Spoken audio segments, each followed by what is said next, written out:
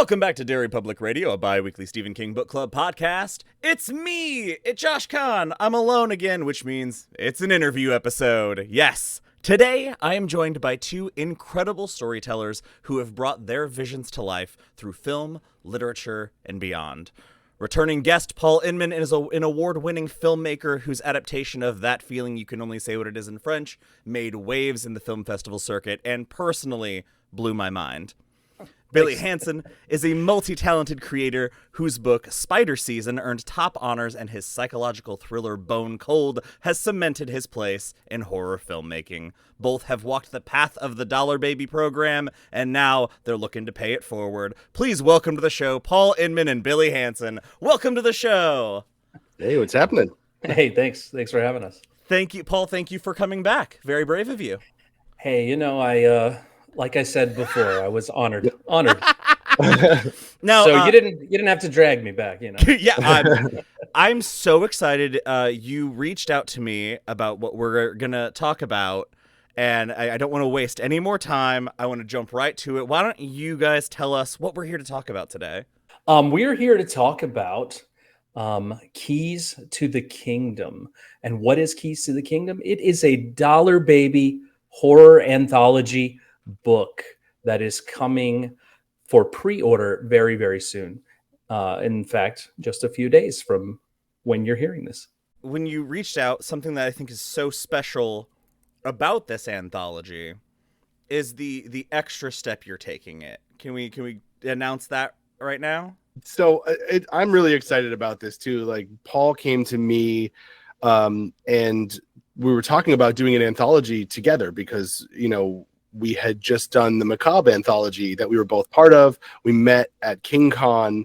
I'm sure we'll talk about that more, but when he approached me with that idea, I said, with the idea to get a bunch of Dollar Babies together and do a collection of stories from them, of original stories, I said, why don't we make them Dollar Baby stories, and we can offer them up for $1 the same way that Stephen King did for all of us, he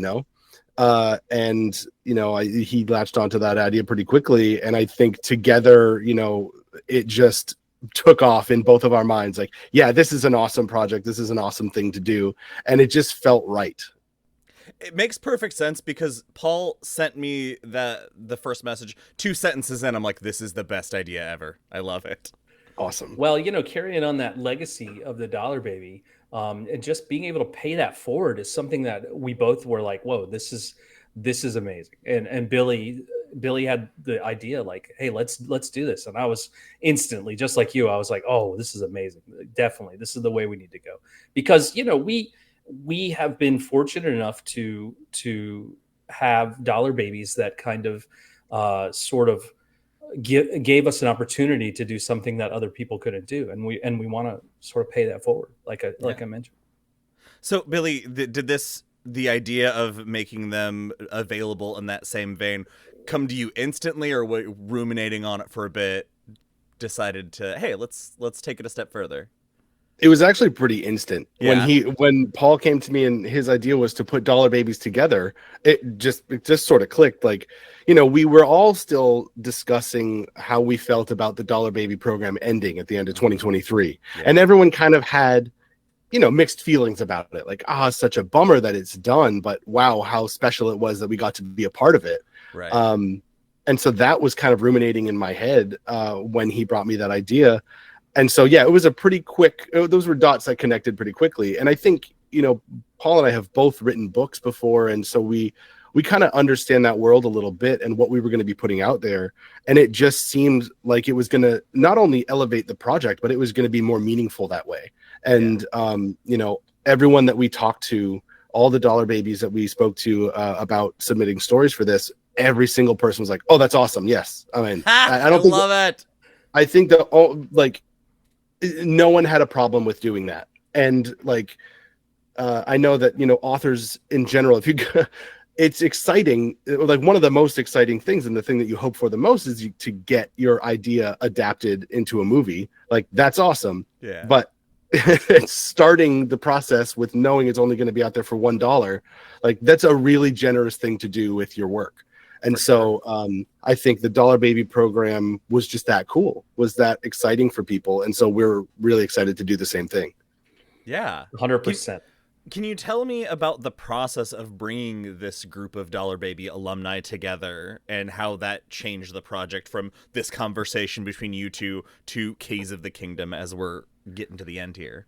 I've had this idea of collaborating with Dollar Baby filmmakers for a long time. In fact, Steven, who I met in Iowa, we talked about a different project before that, before this ever came about. And I just really wanted to, I really wanted to just work with everybody. I'm just so excited by these amazing, this like massive talent that is in the Dollar Baby world. And these people, they love storytelling, and I don't know. I'm just super excited about it. It's just going to be amazing. It is amazing already. So, yeah. I mean, was it just cold emails? Well, it wouldn't be considered cold emails, I guess, because we knew a lot of people. Yeah. We knew a lot of other Dollar Baby filmmakers. Like Paul mentioned, the King Festival and then the King Con. So we'd met a lot of people in person. We knew a lot of people through the Facebook groups that are all the Dollar Baby filmmakers. And also, like, I did a Dollar Baby festival way back in 2013, and I met a handful of really great Dollar Baby filmmakers there. So we just kind of reached out to people that we knew that we thought might be interested. A lot of people who had written short stories or books before that. And we just kind of went through our list of Dollar Baby friends to see who might be interested in doing this. And yeah, I think everyone was excited because it does feel a little bit like diving back into the Dollar Baby world. Yeah. But doing our own unique and original stories. It's like a college reunion. Yeah. A little bit, yeah. Yes, it is. Yeah. That's a good way to put it. Yeah. Some of those people I've technically stayed in touch with since 2013, and we've tracked each other's films and that kind of thing. But this is the first time that we've really spoken about working together since then. So it's really exciting to hear from a lot of those people. That's amazing. It has been amazing. And Billy and I actually hit it off very, very well, very quickly. So it felt very natural to be like, hey, let's move into this idea. Like, let's reach out to some of these people and just see if we have any interest in. Really, like Billy said earlier, like most everyone was like, yeah, definitely, absolutely. They were ready to go. I love how just so ready to collaborate the Dollar Baby community is. Yeah. Well, there's something, we talked about this at KingCon when we first met. Really, we did a panel together about the Dollar Baby films. Nice. And I remember talking about how it's such a unique film community because it's not based on the money that people get together. It's not based on the outreach. It's not based on the audience. It's not even really based on like connections. It's based on our love of King's work and our love of the filmmaking craft, and so that's really like such a pure respect for filmmaking itself, and you don't really find that in a lot of cases. And storytelling, yeah, absolutely. So like that pool of people, like Paul mentioned, it's a highly talented group of people. Now the goal of making these available for adaptation is amazing.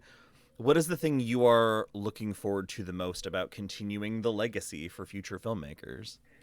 I think for me, like I mentioned before, it's just being able to pay it forward to the next generation of filmmakers. Like, we had this amazing opportunity, and what better way for us to sort of capitalize is not the right word, but that's all that's coming to my old brain, to capitalize on that, to move forward and to give this next generation of filmmakers something that they can just work from.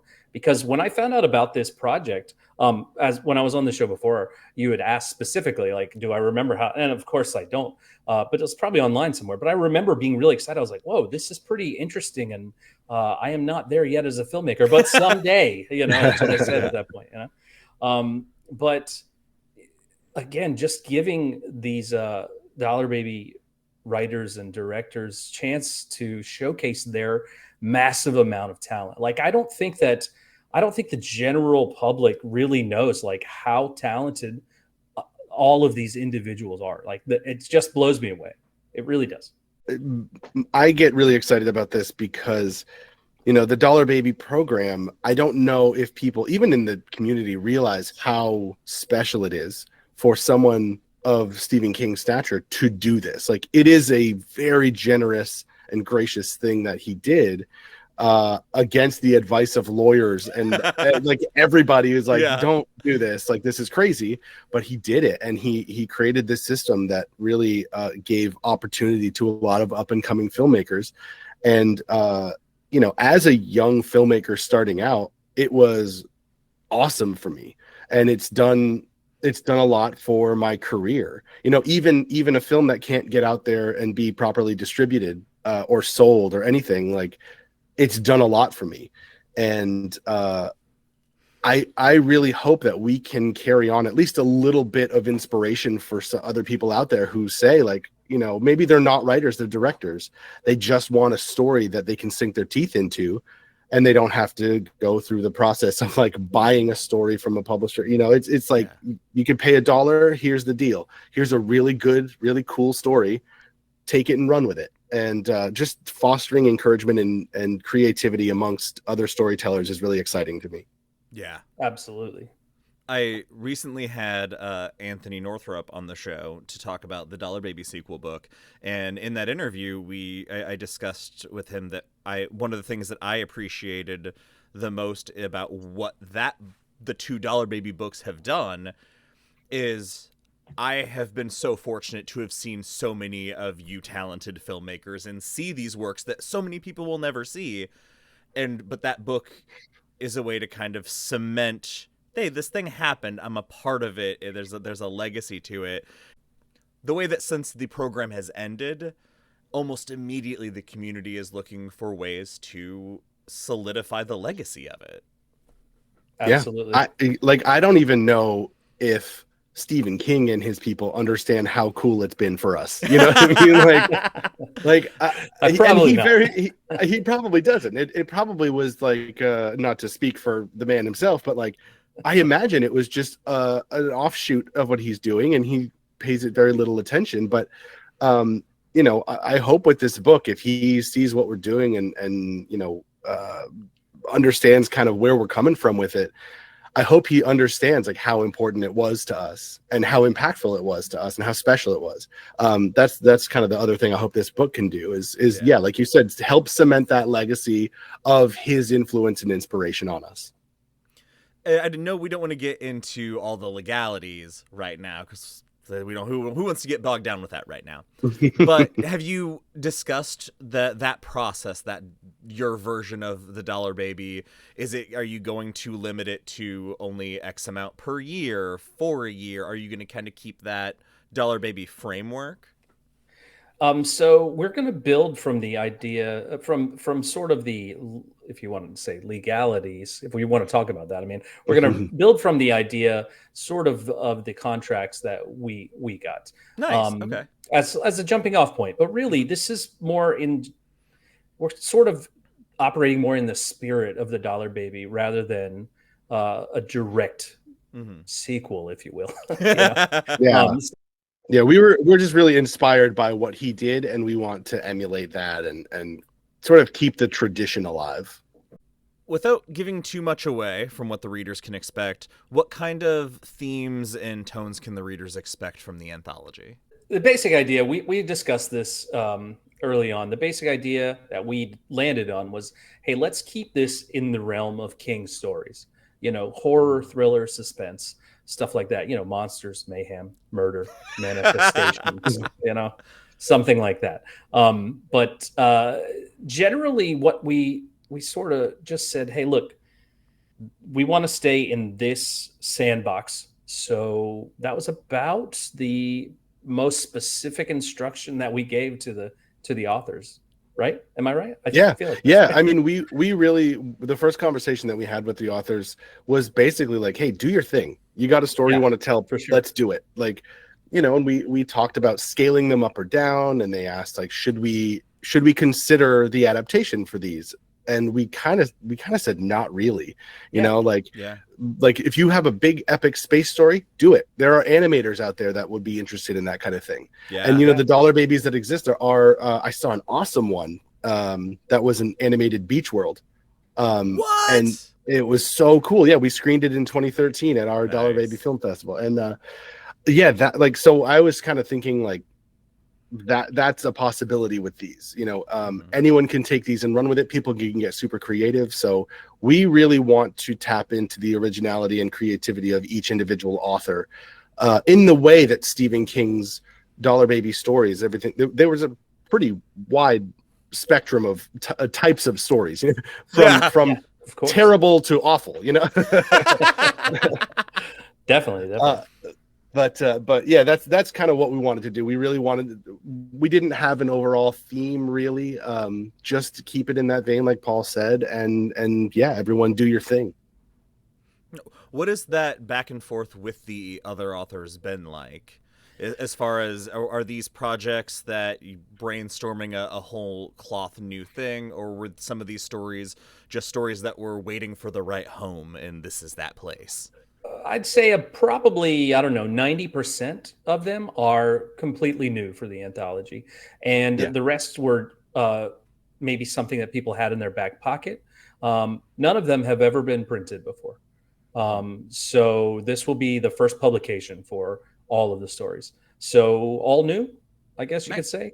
90% of them written specifically for this. Like for example, I had a few choices that I had already written that were just, you know, living on the hard drive, you know? And I was like considering, do I want to write something new here completely from scratch?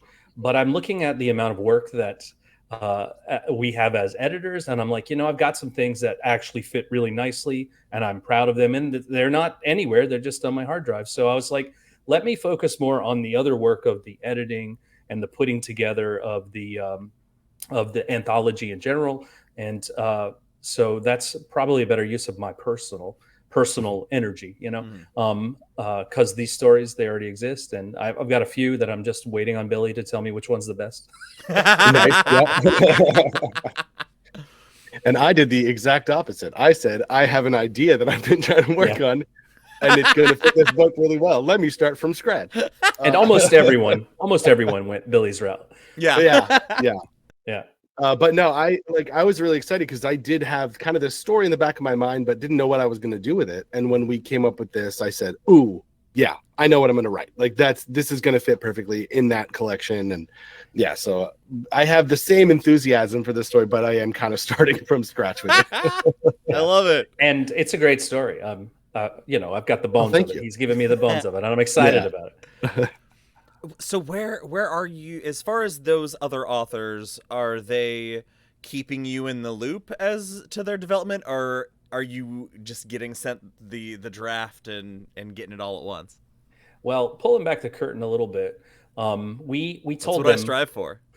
We told them, you know, several months ago when one of the first meetings that we had, and we were discussing like, this is what we want to see happen, and we just said, just give us a basic, you know, paragraph outline of what you're thinking, so that way we can make sure that there's not like 5 stories that all happen, you know, in the same general vicinity or whatever. So we can keep it varied, right? 8 Wild West stories. Exactly. So, giant spiders too. Yeah. But no, I mean, that was the general idea in the beginning. So thankfully, we didn't have very many that overlapped. And even the ones that may have overlapped superficially, it wasn't very, you know, it wasn't enough to really worry about it. Right. So beyond that, we've got, you know, we've been getting drafts of stories, and we've been sending out notes, and people have been making changes, and it's been pretty awesome, easy process, easy, quote unquote. Yeah. Because, you know, editing. Yeah. Not everyone's still happy right now. So everyone's still happy. Yeah, there you go.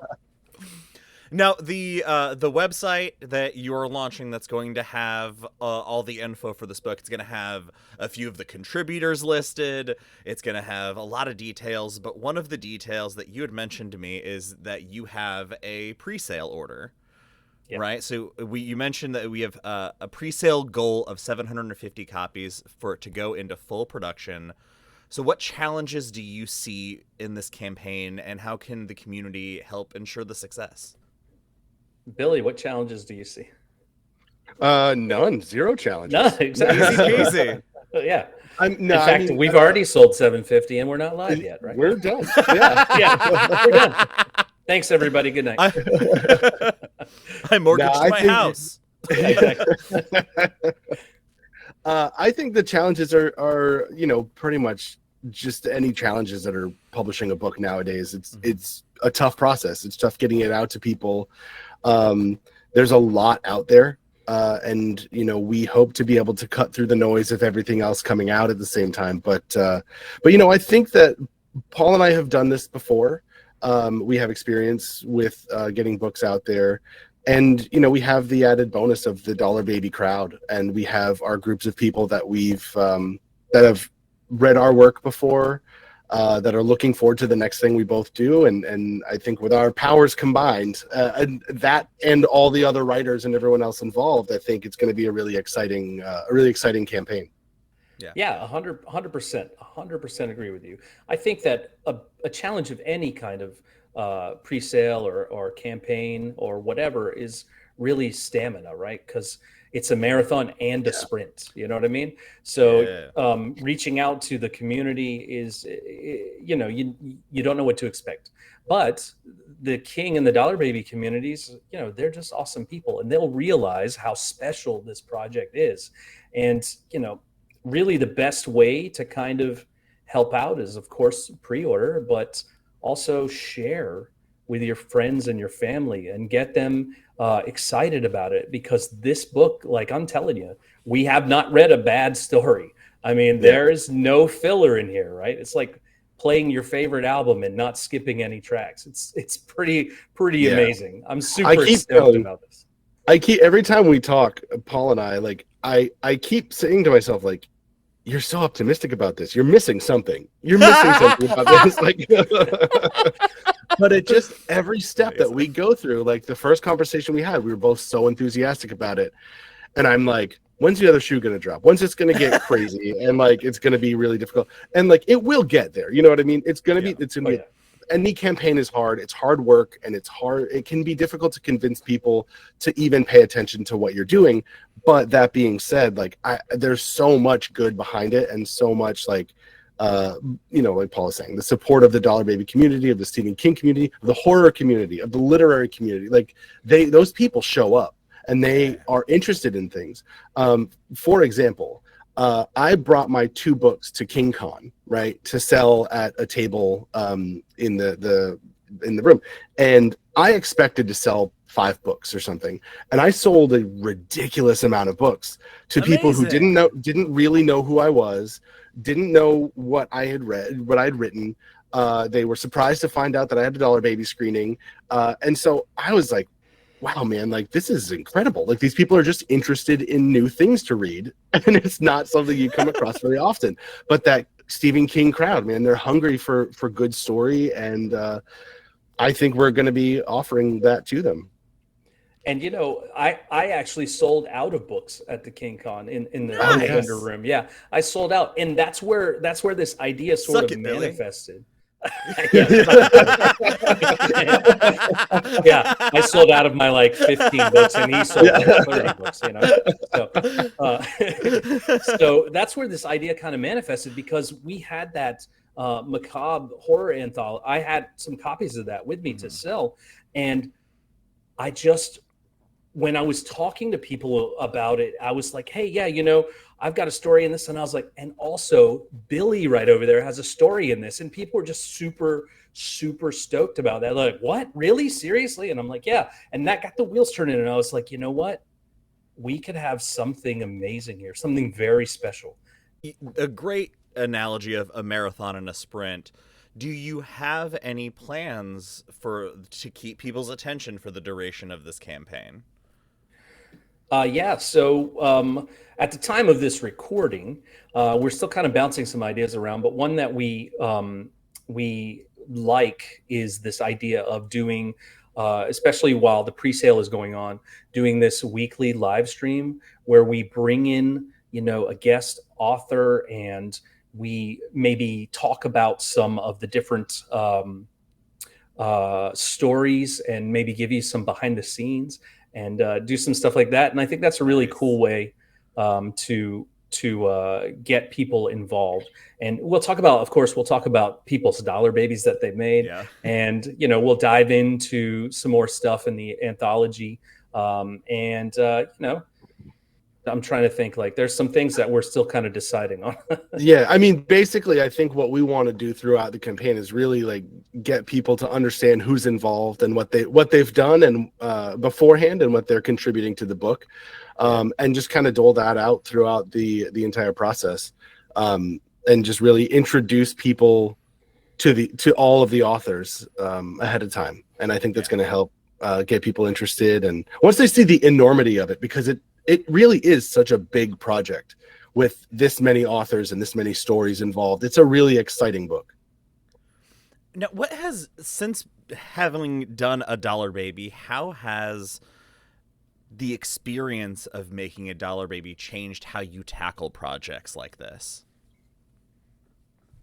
Ooh, that's a good question. I think it's given a lot of encouragement. And once when we were at KingCon, I was really I knew the Dollar Baby community was strong, and really stuck together, because once Anthony Northrup really started cataloging everything and started interviewing everybody, it sort of gave like a central hub of all the films and all the people involved, and that really got people to stick together, even just online on Facebook groups and stuff like that. But that goes a long way, because then when everyone has projects going on, everyone kind of knows about it, and oh, hey, that Dollar Baby that made that movie is now doing this big movie or whatever. And so I think once we were doing something like this, I think we inherently knew it was going to come together quickly. Yeah. Just because of that. And I think it made us we both knew it would be possible from the get-go.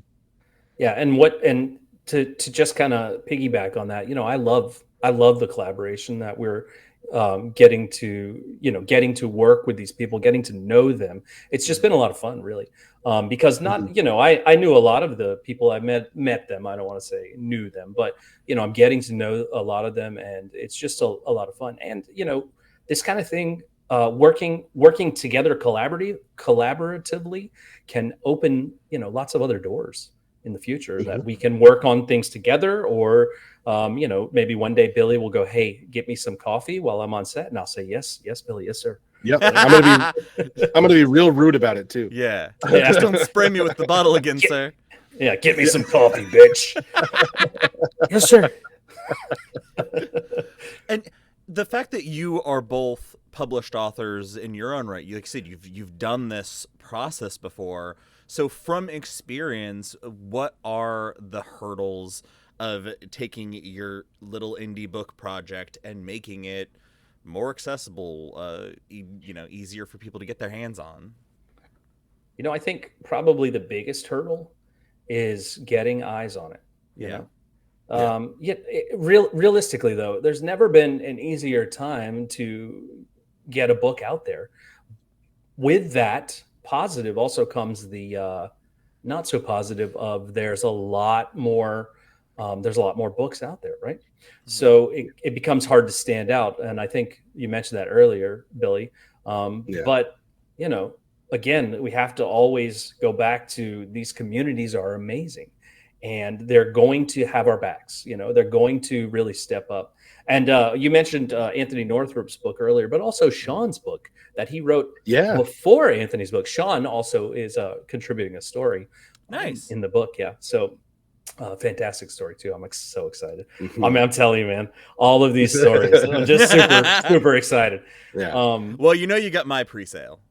So Well, it's coming thanks. down the pipeline. Thank you for that. Yeah. Thank you. 749, Billy. 749. Boom. Yeah. Yeah. Speaking of getting it out to people, we're doing this campaign. We talked a lot in the beginning about the best way to approach doing this. because Paul and I have both taken sort of different routes in the publishing world, like self-publishing to traditional publishing, and we really talked about the best way to get it out to people, and have this Dollar Baby part of it attached. And you know, the thing that we landed on was this InkShares campaign, and it's a really nice way to get a small project out to a lot of people.